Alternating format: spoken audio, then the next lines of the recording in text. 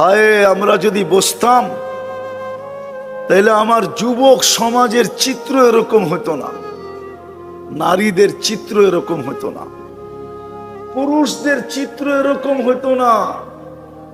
মুসলমান আর গায়ে রং নাই, মুসলমান আর গায়ে ইসলামের ছোঁয়া নাই, এটা কোনোদিন হতো না। উম্মতে মুহাম্মাদি আর মুহাম্মদুর রাসূলুল্লাহর রং নাই, এটা কোনোদিন হতো না। শুধু হয়েছে এই জন্য চিনি না দেখা, জানি না দেখা।